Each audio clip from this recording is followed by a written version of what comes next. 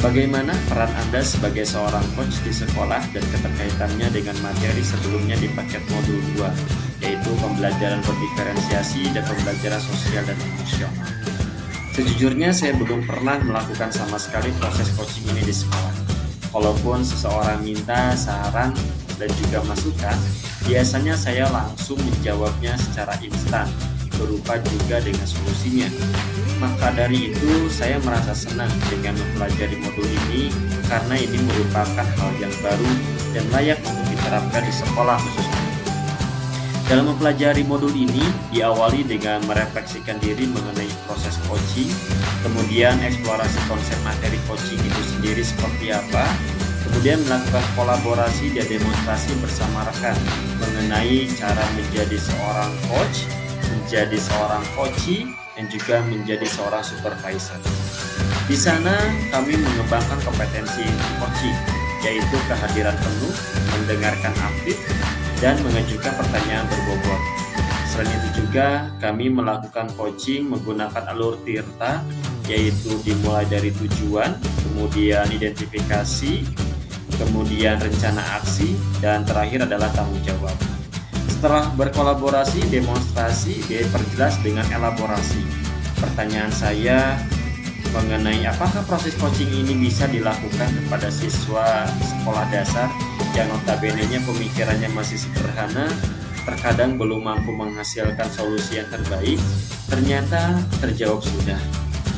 Coaching ini bisa dilaksanakan di siswa sekolah dasar, walaupun solusi yang ditawarkan dari coaching itu masih belum begitu berkualitas, tetapi itu bukan jadi patokan tujuan bisa tercapai atau tidak.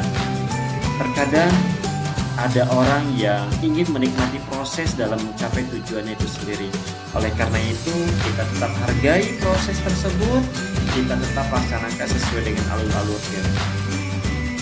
Nah, kemudian coaching ini berkaitan dengan modul-modul sebelumnya. Yang pertama dimulai dari pembelajaran berdiferensiasi, di mana pembelajaran ini sebagai aksi dari guru dalam memenuhi kebutuhan setiap individu guru.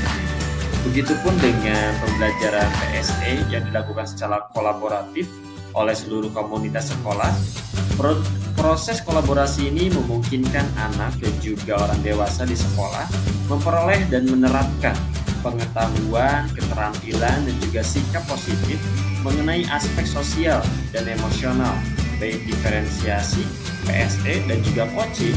Semuanya dilakukan dalam pembelajaran demi terciptanya pembelajaran yang berhamba pada murid, sehingga well-being itu bukan cita-cita lagi, tapi dapat diwujudkan dalam pembelajaran.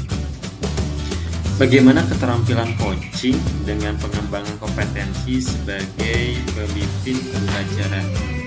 Keterampilan coaching ini sangat berkaitan dengan pengembangan kompetensi sebagai pemimpin pembelajaran, di mana mendorong terwujudnya well-being dalam komunitas pendidikan di sekolah.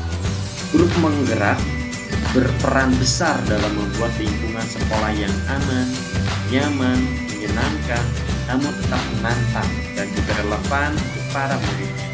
Mereka diharapkan mampu berperan sebagai pemimpin yang berorientasi pada sebesar-besarnya kepentingan tumbuh, kembang, dan juga